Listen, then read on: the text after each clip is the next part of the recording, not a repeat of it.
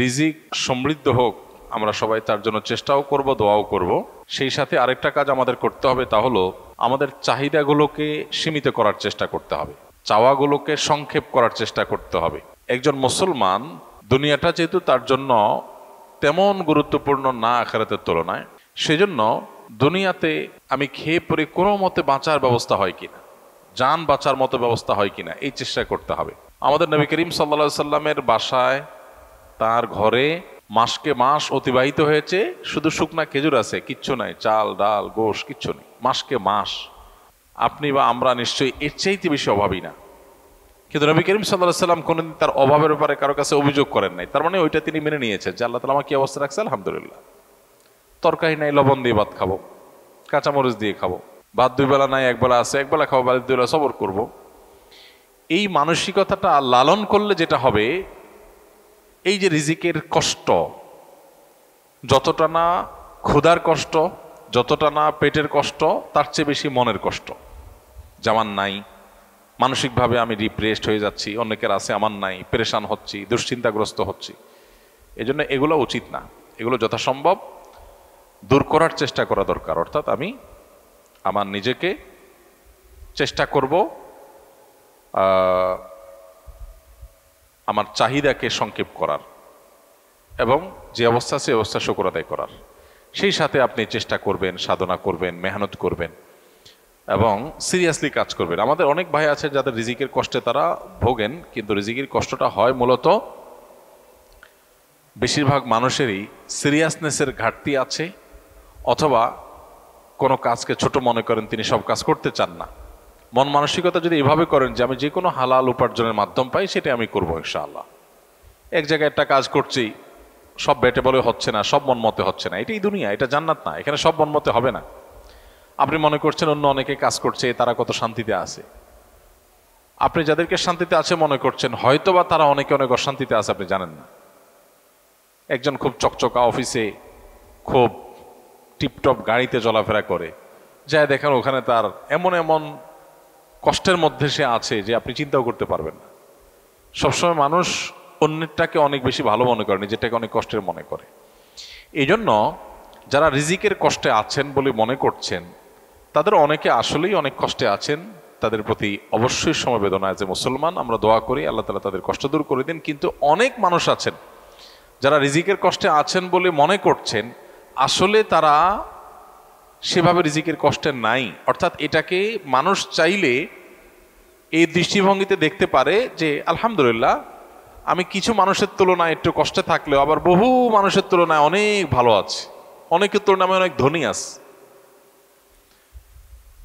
যেমন মিডল ইস্টের লোকজন, তারা বেশিরভাগ মানুষই বোতলের পানি খায় অভ্যাস, ছোট ছোট বোতলের পানি খায়। বাসা বাড়িতেও তারা, অফিস আদালতে তো প্রায় অলমোস্ট সবাই বোতলে পানি খায়। তাদের অনেক টাকা পয়সা, তারা আমাদের চাইতে অনেক বেশি ধনী দেশ, ধনী সমাজ, সেই হিসাবে তারা বোতলের পানি খায়, এটা তাদের জন্য একটা নর্মাল ব্যাপার। এখন একজন আরাবিয়ান, সে মনে করেন এক কার্টন পানিতে ধরেন 20-40 বোতল পানি থাকে ছোট ছোট, সে এইভাবে পানি কিনে খাওয়ার সামর্থ্য তার নাই। সে গ্লাসে করে ঢেলে ঢেলে বড় জার থেকে নিয়ে তারপর পানি খায়। সে নিজেকে কিন্তু গরিব মনে করে, কারণ তার আশেপাশে সবাই বোতল খুলে ডকডক করে পানি পান করে, সে এটা করতে পারতেছে না। সে কিসের পানি খায়?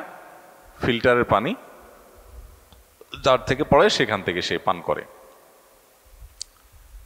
অথবা ফিল্টার করাও লাগে না, তাদের দেশে সব পানিগুলা জারের পানি ফিল্টার করাই আছে, ওইগুলা খায়, মগ দিয়া খায়।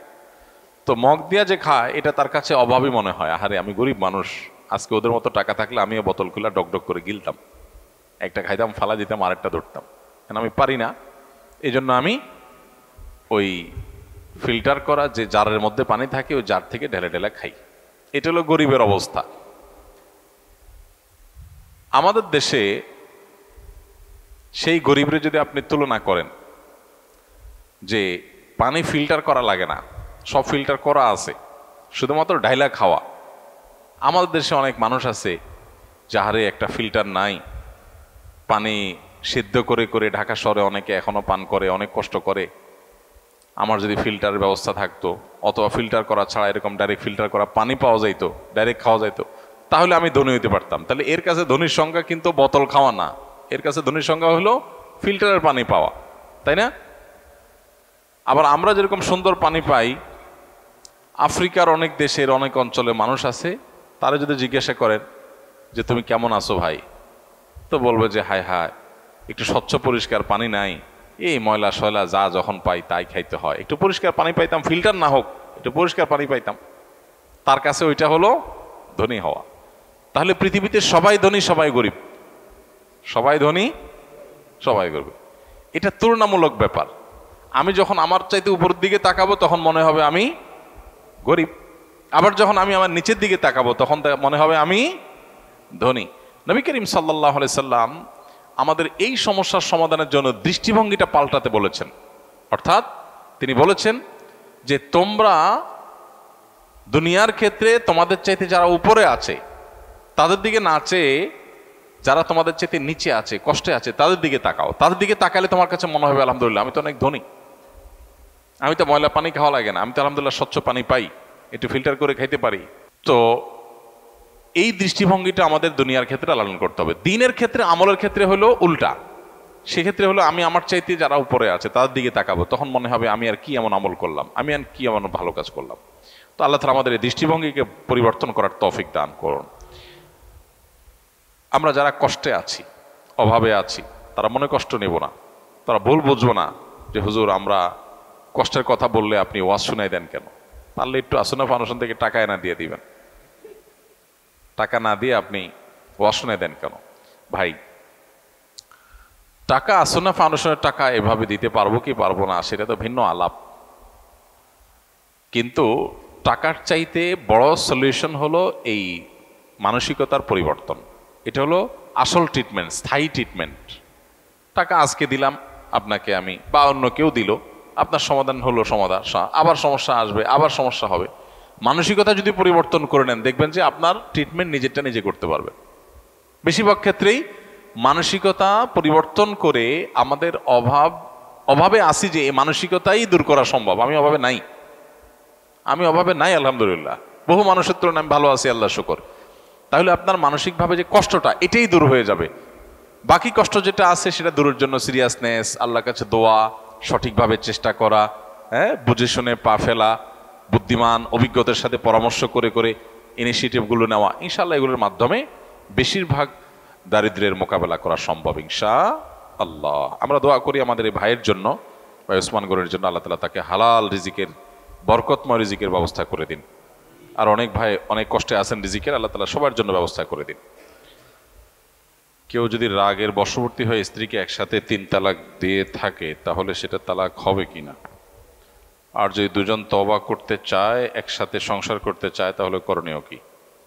ভাই, তালাকের মাসআলা আমরা বারবার বলি, মেহরবানি করে কোনো আলেম, কোনো মুফতি বা কোনো ফতোয়া বিভাগে সশরীরে উপস্থিত হয়ে তারপর জানার চেষ্টা করবেন। কারণ তালাকের বিষয়টা এভাবে খুব সংক্ষেপে শর্ট আনসারে সুরাহা করা বা এটার উত্তর দেওয়া সম্ভবপর হয় না, নানান জটিলতা তৈরি করে।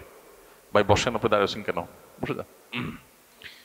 এই জন্য আমরা তালাকের মাসআলাগুলো সাধারণত চেষ্টা করব কোনো দারুল ইফতা বা ফতোয়া বিভাগে গিয়ে সমাধান করার জন্য।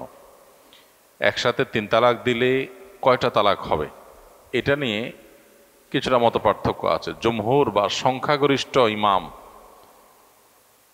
প্রায় সব ইমামদের মতেই 3 তালাকই পতিত হয়ে যায়।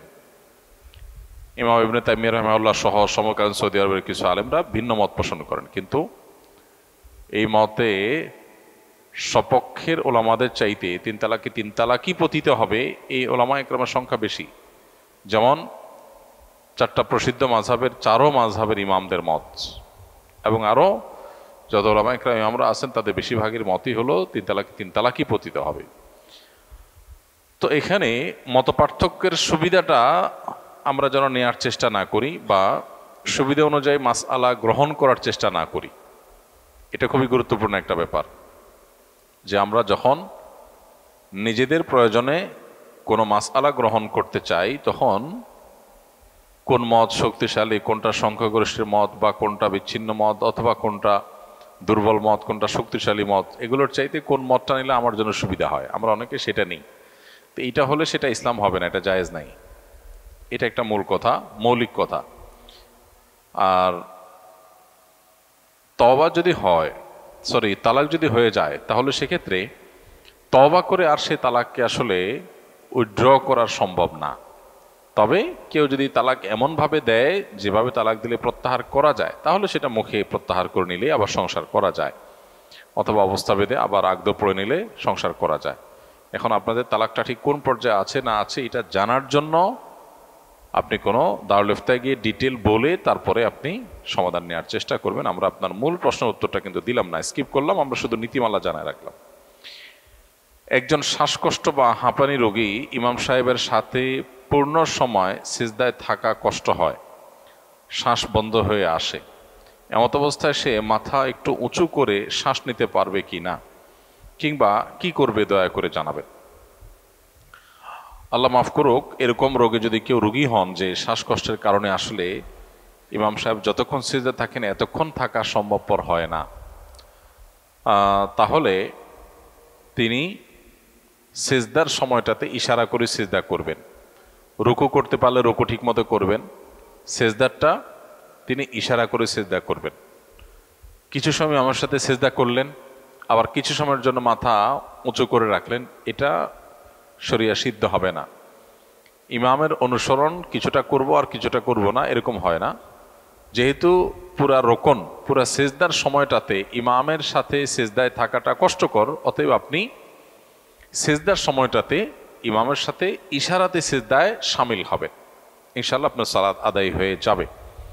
তবে এক্ষেত্রে রুকু বা অন্যান্য কাজ যেগুলো করা যায় সেগুলো সব স্বাভাবিকভাবে করবেন।